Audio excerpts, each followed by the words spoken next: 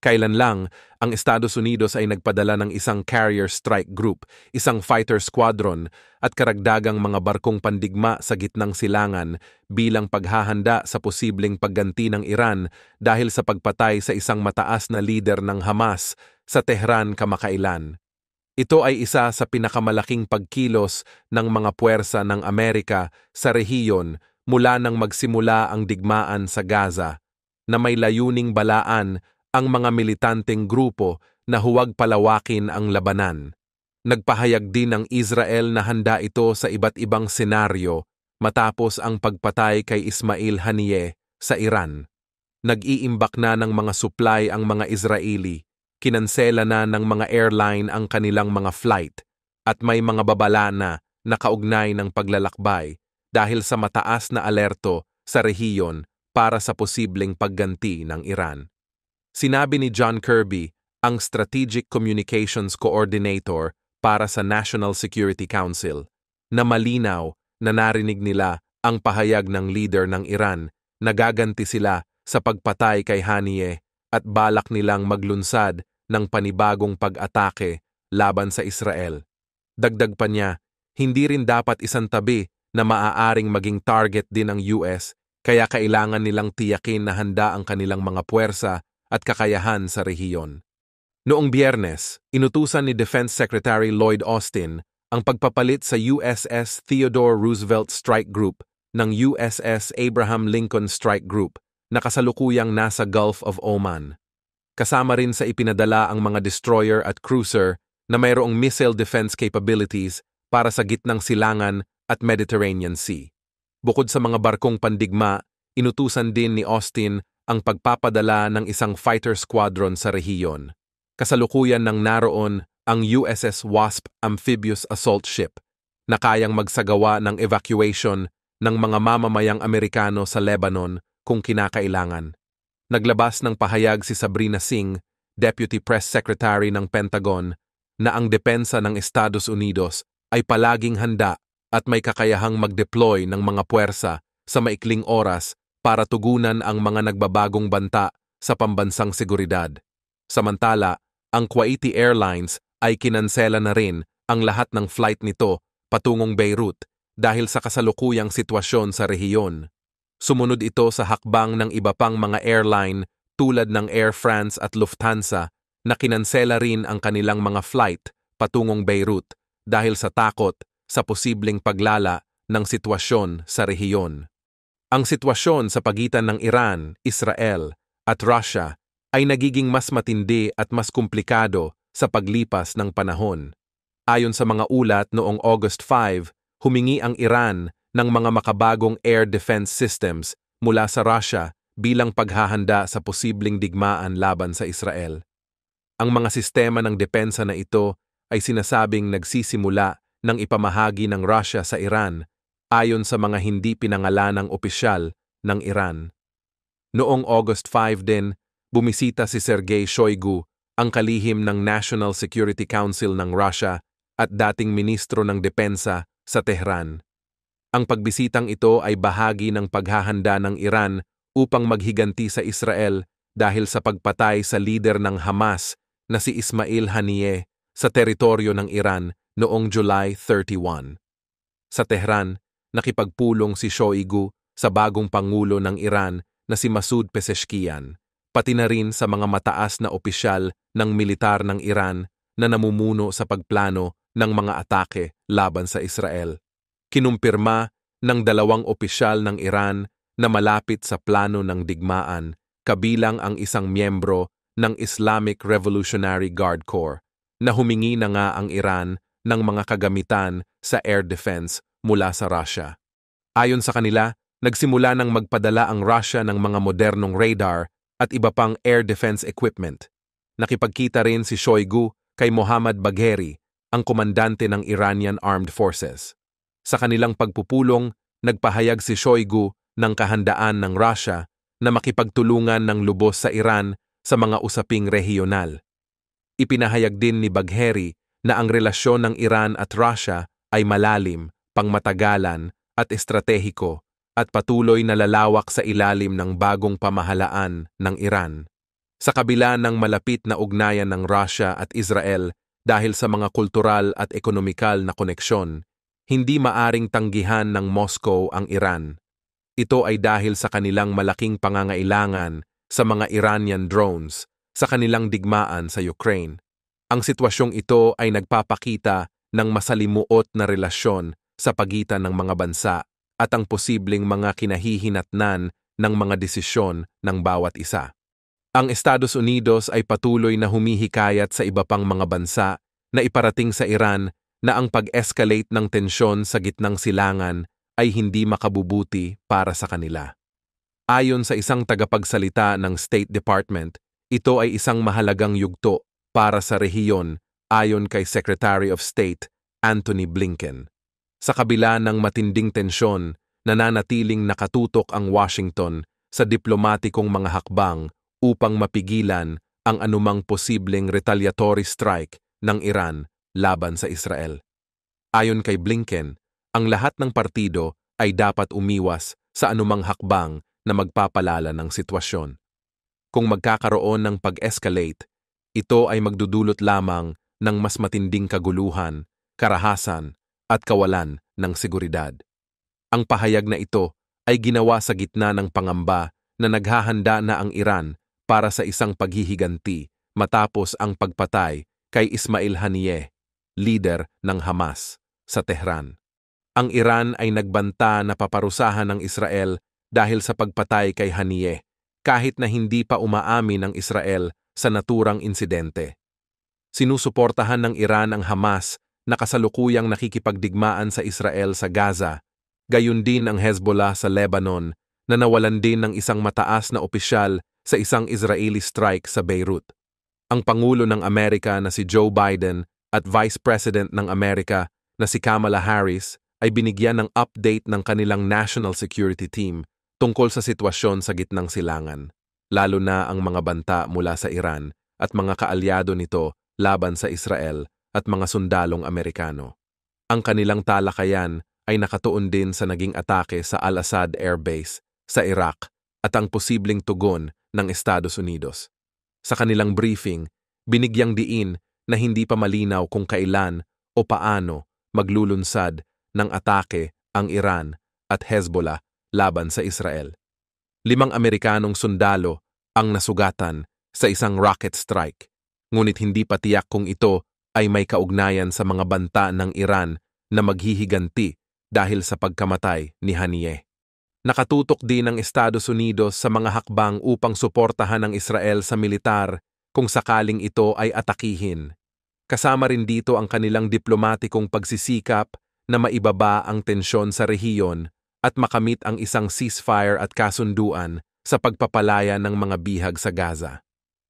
Ayon sa State Department, hinihikayat nila ang ibang bansa na iparating sa Iran na hindi makabubuti para sa kanila ang pag-escalate ng tensyon o ang paglulunsad ng bagong atake laban sa Israel. Bagaman, hindi pa tiyak kung naiparating na ang mga mensaheng ito sa Iran, umaasa ang Estados Unidos na ang mga bansang kanilang kinakausap ay makapagbibigay ng mensahe sa Iran. Sa huli, hinimok ni Blinken ang lahat ng partido na hanapin ang mga paraan upang magkaroon ng kasunduan at hindi na maghanap pa ng mga dahilan upang ipagpaliban ito. Ayon sa kanya, mahalaga na sa mga oras at araw na darating ay gumawa ng tamang desisyon ang bawat panig upang mapigilan ang patuloy na karahasan. Ang Iran ay patuloy na nagpapakita ng determinasyon na palawakin ang kanilang ugnayan sa Russia, na itinuturing nilang estratehikong kasosyo.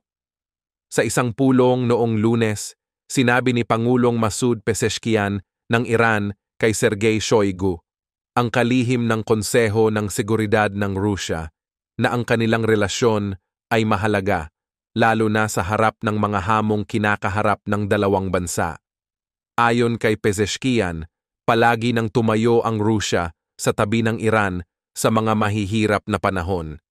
Ipinahayag niya na ang magkatulad na posisyon ng Iran at Russia sa pagpapanatili ng isang multipolar na mundo ay magdudulot ng mas malaking seguridad at kapayapaan sa buong mundo. Nang bumisita si Shoigu sa Iran, ipinahayag ni Pezeshkian ang kanyang pagkondena sa pagpatay kay Ismail Haniyeh, isang leader ng Hamas na naganap kamakailan sa Iran. Kinondena rin ng Russia ang pagpatay at hinimok ang lahat ng partido na umiwas daw sa mga hakbang na maaaring magpataas ng tensyon sa gitnang silangan. Sa kanyang pahayag, sinabi ni Pezeshkian na ang pagpatay daw kay Haniyeh ay malinaw daw na halimbawa ng paglabag sa mga internasyonal na batas at regulasyon. Nagbabalak daw ang Iran na panagutin ang Israel sa mga aksyong ito, bagamat hindi inako ng Israel ang responsibilidad sa insidente. Ang Russia, na nagtutulungan ng husto sa Iran mula nang magsimula ang kanilang digmaan sa Ukraine, ay naghahanda na lagdaan ang isang malawakang kasunduan ng kooperasyon kasama ang Iran. Sa katunayan, nakatanggap ang Russia ng mga makapangyarihang missile mula sa Iran ayon sa mga ulat noong Pebrero. Samantala, sa Washington, inihayag ng tagapagsalita ng US State Department na si Matthew Miller na wala silang inaasahan na gagampanang mabuting papel ang Russia sa pagpapababa ng tensyon sa gitnang silangan. Ayon sa kanila, patuloy nilang hinihikayat ang mga bansa na hikayatin ang Iran na umiwas sa eskalasyon ng sigalot. Sa kabila ng lahat ng ito, nananatiling mainit ang relasyon ng Iran at Russia at patuloy nilang pinapalakas ang kanilang ugnayan bilang tugon sa lumalalang kalagayan sa gitnang silangan at iba pang bahagi ng mundo. Ang kanilang kooperasyon ay tila patuloy na lalalim sa kabila ng mga pagsubok na kanilang kinakaharap. Sa kasalukuyan, nagbabala si US Secretary of State Antony Blinken na maaaring umatake ang Iran at Hezbollah laban sa Israel sa loob ng susunod na 24 to 48 hours. Ang ulat na ito ay hindi pa nakukumpirma, ngunit inilabas ito ng isang US publication noong Lunes, kasabay ng lumalaking pangamba ng isang malawakang digmaan sa gitnang silangan.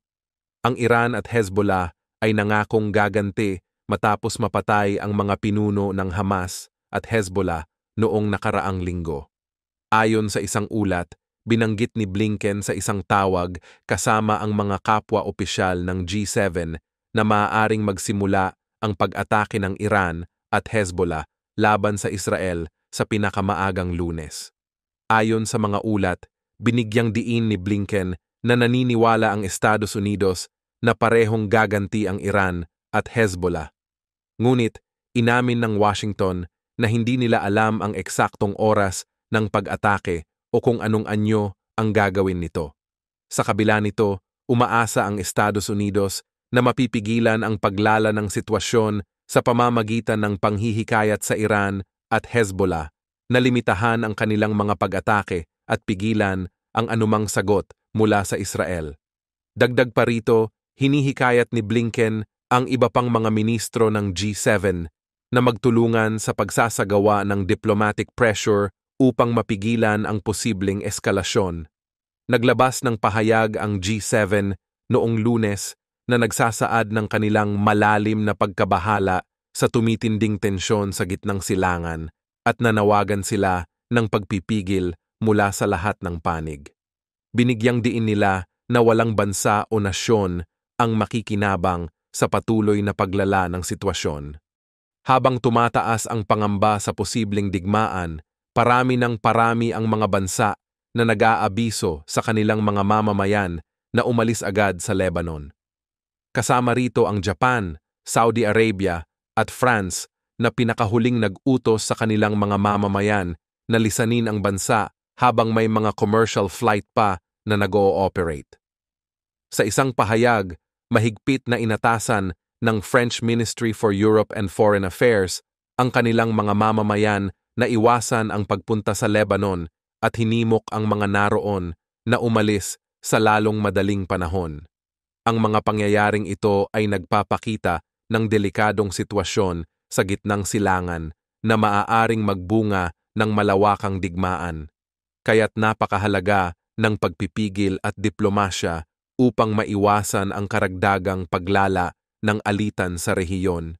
Sa gitna ng tensyon, mahalaga na panatilihin ng mga bansa ang kanilang mga ugnayan at maghanap ng mga paraan upang mapayapang maresolba ang mga isyu. Ang patuloy na labanan sa pagitan ng Ukraine at Russia ay nagdadala ng malaking hamon sa mga sistema ng enerhiya ng dalawang bansa. Ayon kay Kirilo Budanov, ang pinuno ng militar na intelihensya ng Ukraine, hindi magkakaroon ng ganap na pagkasira sa mga sistema ng enerhiya ng dalawang bansa dahil sa mga proteksyon na naitayo pa noong panahon ng Soviet. Ang mga proteksyong ito ay naging mahalaga upang mapanatiling gumagana ang mga sistemang pang-enerhiya kahit nasa gitna ng mga atake. Noong nakaraang tagsibol, sinimulan ng Russia ang malawakang kampanya ng mga pag-atake sa infrastruktura ng enerhiya ng Ukraine. Ang mga pinsalang dulot nito ay nagresulta sa malaking kakulangan sa enerhiya, dahilan upang magkaroon ng mga rolling blackout sa iba't ibang bahagi ng Ukraine. Gayunpaman, sinabi ni Budanov na ang mga importanteng bahagi ng sistema ng enerhiya ay napakalakas ng proteksyon, na katulad din ng proteksyon na inilagay ng Russia sa kanilang mga pasilidad. Sa kabila ng mga pagsisikap ng Ukraine na patamaan ang industriya ng langis ng Russia, na isa sa mga pangunahing pinagkukunan ng pondo para sa kanilang giyera, tila mahirap sirain ang buong sistema ng enerhiya ng Russia. Ayon kay Budanov, ang mga pag-atake sa sistema ng enerhiya ng Russia ay maaaring magdulot ng mga suliranin, ngunit halos imposibleng lubos na wasakin ito dahil sa malakas na depensa nito. Sa mga susunod na buwan, maaaring makaranas ng kaunting power outages ang Ukraine kung hindi na magsasagawa ng panibagong mga pag-atake ang Russia. Dahil sa sobrang init na naranasan noong Hulyo, umabot sa pinakamataas na antas ang pagkonsumo ng enerhiya sa Ukraine na nagresulta sa mga kakulangan at nagdulot ng mga kinakailangang blackout na minsan ay tumatagal ng hanggang 20 hours. Sa kabila nito, nananatiling matatag ang sistema ng enerhiya ng bansa dahil sa mga proteksyong itinayo laban sa mga posibleng panganib. Ang North Korea ay muling nagbanta na lubos na wawasakin ang kanilang mga kaaway kung sakaling sumiklab ang digmaan, ayon sa ulat ng kanilang state media nitong linggo. Sinabi ng mga senior na opisyal ng militar, kabilang sina Army Colonel Ri Un-ryong at Navy Lieutenant Commander Yu Kyong-song, na kanilang inilabas ang mga komento dahil sa nag-uumapaw na galit laban sa Estados Unidos at South Korea. Ang mga pahayag na ito ay ginawa sa isang pagpupulong na dinaluhan ni Kim Jong-un bilang paggunita sa ika-71 na anibersaryo ng kasunduan sa armistice ng Korean War. Walang diplomatikong ugnayan ang North Korea at Estados Unidos at ang mga usapan tungkol sa pagpapababa ng tensyon at denuclearization ng North Korea ay nanatiling nakabinbin simula pa noong 2019. Ayon sa state media ng North Korea, hindi nila inaasahan na magbabago ito kahit sino pa ang susunod na maupo sa White House. Patuloy nilang inaakusahan ang Estados Unidos at South Korea ng pagiging sabik na magsimula ng isang digmaang nuklear at nangako ang mga opisyal ng militar ng North Korea na papalakasin nila ang kanilang kakayahan sa digmaan upang makapagsagawa daw ng isang nakakabiglang pag-atake sa kaaway daw nila anumang oras at walang pag-aalinlangan, at lubos na wawasakin daw nila ang mga ito sa oras na magbigay ng utos ang kanilang Supreme Commander na si Kim Jong-un. Sinabi ng Defense Ministry of Taiwan na na-detect daw nila ang sobrang daming eroplano at barko ng China sa paligid ng isla. Isang araw daw silang pinaligiran ng mga eroplano ng China. Mukhang malapit na talagang lumusob ang China sa Taiwan dahil sa mga ganitong klase ng agresibong aksyon na ginagawa nila. Maraming military analyst na naniniwalang nagpa-practice na ang China para sa paglusob nila sa Taiwan. Ayon sa Taiwan, noong una daw, 36 na military aircraft at 6 na barko ng China ang na-detect nila na nakapalibot sa kanila. Pero sinundan daw ito ng karagdagang 26 na eroplanong pandigma ng China. Kaya naman, napakadelikado na talaga ng mga aksyon na ginagawa ng China. Isang maling kilos lang ay posibleng magkaroon na kaagad ng isang sagupaan sa pagitan nila at ng Taiwan. Mataas ang posibilidad na pag nagbakbakan ang dalawang bansa, humantong yon sa isang all-out war. Ayon naman sa China, dapat daw ay masanay na ang Taiwan sa pagpalibot ng militar ng China sa kanila. Pinahiwatig ng China na nagsasagawa sila ng mga military exercises sa paligid ng Taiwan dahil daw sa mga separatist activities na dinadaos ng mga Taiwan Independence Separatist Forces. Ayon sa mga eksperto, gustong takutin ng China ang mga Taiwanese na naghahangad na maging independent para tanggapin na lang nila ang pagsakop ng China sa isla. Sumusobra na talaga ang China. Halos araw-araw ay gumagawa sila ng mga agresibong aksyon laban sa mga bansa na nasa paligid nila. Kailan lang ay dinetain din ng Chinese Coast Guard ang isang bangkang pangisda ng Taiwan habang ang kanilang barko ay umaandar malapit sa isang isla na teritoryo ng Taiwan. Sabi ng Coast Guard ng Taiwan na ang bangka ay naharang ng mga barko ng China noong Martes ng gabi malapit sa mga isla ng Kinmen, na ilang kilometro lamang ang layo mula sa Xiamen, isang lungsod sa timog ng China sa may baybayin nito. Nagpadala ang Taiwan ng 3 patrol boats upang tumulong sa bangkang pangisda, ngunit sila ay hinarang ng 3 barko ng China. Ang mga bangka ng Taiwan ay humiling sa mga barko ng China na palayain ang bangkang pangisda at ang mga tripulante nito, ngunit sila ay binalaan ng panig ng China na huwag makialam. Sinabi ng Coast Guard ng Taiwan na hindi na nila sinubukang palayain ang fishing boat upang maiwasan ang pag-escalate ng komprontasyon. Ayon sa mga eksperto, posibleng kung sinubukan pa rin ng Coast Guard ng Taiwan na tulungan ang fishing boat nila, maaaring nagkaroon ng bakbakan sa pagitan nila at ng Chinese Coast Guard. Kung nangyari yon, baka ngayon ay rumaragasa na ang digmaan sa pagitan ng Taiwan at China. Pero siguradong hindi lang Taiwan at China ang maglalaban. Panigurado kasing tutulungan ng Amerika at Japan ang Taiwan, kaya magkakaroon din ng gera sa pagitan nila at ng China. Mataas ang posibilidad na marami pang ibang mga bansa na mahila tulad ng mga kakampi ng China na Russia at North Korea. Pag nahila na ang napakaraming bansa, maituturing na yon na isang pandaigdigang gera. Nagbigay din ng babala ang China sa Taiwan na huwag mangialam sa pagkakaaresto sa bangkang pangisda ng Taiwan. Ayon sa mga eksperto, bahagi daw yon ng pinakabagong hakbang ng Beijing upang ipakita ang kanilang territorial claims sa Taiwan Strait. Ang insidenteng ito ay naganap sa gitna ng tumitinding tensyon kasunod ng pagkahalal kay Pangulong William Lai Ching-te ng Taiwan na ang partido ay matatag na tumututol sa pagsakop ng China sa Taiwan. Ayon kay Liu Dejun, isang tagapagsalita ng Coast Guard ng China, ang bangkang pangisda daw ng Taiwan ay inaresto dahil sa nagsasagawa daw ito ng ilegal na pangingisda. Ang bangka ay nag-ooperate daw kasi sa isang ipinagbabawal na lugar sa loob ng mga tubig ng China at gumagamit ng mga lambat na lumalabag sa mga regulasyon ng China. Ang mga akusasyong ito ay mariing pinabulaanan ng Taiwan na nanindigan na ang bangka ay wala sa mga tubig ng China nang ito ay huliin ng Coast Guard ng China. Ang Coast Guard ng Taiwan ay dinimanda ang pagpapalaya ng bangka at ng tripulante nito. Ang kahilingang ito ay pinalala ng pagtanggi ng China na makipag-usap sa kasalukuyang pamahalaan ng Taiwan na nagpapalala sa diplomatic standoff. Ang isang tagapagsalita ng Coast Guard ng Taiwan ay nanawagan para sa isang paliwanag mula sa China at sa agarang pagpapalaya ng mga naarestong individual. Ang insidente ay nagpakita ng malaking puwersa mula sa China. Ang bangkang pangisda ng Taiwan ay hinarang kasi ng 2 barko ng China kung saan nagpadala ang Taiwan ng 3 barko bilang tugon.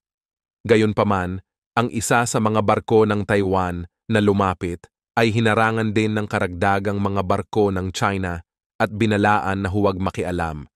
Tapos 4 pang mga barko ng China ang sumali sa operasyon. Kaya naman, sobrang dami talaga ng mga barko ng China na malapit sa Taiwan. Upang maiwasan ang pag-escalate ng labanan, nagpasya ang Coast Guard ng Taiwan na itigil ang pagtugis. Ang inarestong bangka ay may 6 na tripulante, kabilang ang mga Taiwanese at Indonesian, at naharang mahigit 20 na kilometro mula sa mainland ng China. Ang lugar na ito na madalas na tinatawid ng mga mangingisda mula sa Taiwan at China ay nakaranas ng tumataas na tensyon dahil sa pagdami ng mga barko ng China. Ang insidenteng ito ay bahagi ng mas malawak na pattern ng pagtaas ng aktibidad militar ng China sa paligid ng Taiwan. Regular na nagpapadala ang China ng mga eroplano ng digma at mga barko ng hukbong dagat sa paligid ng Taiwan at nagsasagawa ng mga ehersisyo militar na itinuturing na mga pagsasanay para sa mga potensyal na blockade o pagsalakay. Kamakailan, iniulat din ng Defense Ministry ng Taiwan na 20 na eroplano ng Chinese Air Force ang tumawid sa median line ng Taiwan Strait, isang karagdagang palatandaan ng tumitinding mga maniobra militar ng China. Dagdag pa sa tensyon, kamakailan ay nagpatupad ang China ng mga hakbang na nagbabanta na tugisin at patayin ang mga Taiwan independence separatists. Bilang tugon, binalaan ng Taiwan ang mga mamamayan nito na iwasan ang pagbisita sa mainland China at mga semi-autonomous na rehiyon tulad ng Hong Kong at Macau. Ang mga pangyayaring ito ay nagdulot ng mas matinding takot sa mga mamamayan ng Taiwan na labis na sumusuporta sa kasalukuyang de facto independence ng isla sa kabila ng mga patuloy na banta mula sa Beijing. Kailan lang, pinangunahan ng presidente ng China na si Xi Jinping ang taunang summit ng mga pinuno ng Shanghai Cooperation Organization sa Kazakhstan na nagbigay diin sa pangangailangan ng mga lider ng rehiyon na labanan ang panlabas na panghihimasok. Pinahiwatig ni Xi Jinping sa mga lider ng rehiyon na dapat daw ay labanan nila ang panghihimasok daw ng Amerika at ang mga kaalyado nito. Mukhang naghahanap na talaga si Xi Jinping ng mas maraming kakampi laban sa United States. Isa na naman itong indikasyon na malapit na talagang magsimula ang World War III. Nanawagan ang presidente ng China ng pagkakaisa sa mga member states ng Shanghai Cooperation Organization upang harapin daw nila ang mga challenges ng panghihimasok daw ng mga foreign countries sa rehiyon ng Asia. Ang Shanghai Cooperation Organization ay itinatag noong 2001 at ang mga miyembro nito ay ang China, Russia, Kazakhstan, Kyrgyzstan, Tajikistan, Uzbekistan, India, Pakistan, Belarus at Iran. Mukhang gusto ni Xi Jinping na pag nagkaroon ng World War III ay pumanig sa China ang mga bansa sa organisasyon. Ang mga pahayag ni Xi tungkol sa paglaban sa panghihimasok daw ng mga foreign countries ay nagpapakita ng pananaw ng China sa SCO bilang isang mahalagang plataporma upang tapatan ang kapangyarihan at impluwensya ng kanluran, lalo na ang Estados Unidos at mga kaalyado nito. Ganun pa man, imposibleng kumampi ang India sa China pag nagkaroon ng isang world war. Walang kahit katiting na pagkakataon na tutulong ang India sa China laban sa Estados Unidos sa isang digmaan.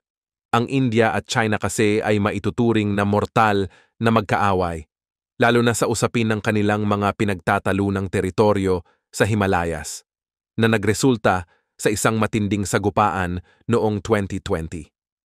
Hanggang ngayon ay wala pa ring humpay ang tensyon sa pagitan ng dalawang bansa. Bukod doon, ang India at Estados Unidos ay sobrang lumalakas na ang kooperasyon sa ekonomiya at depensa.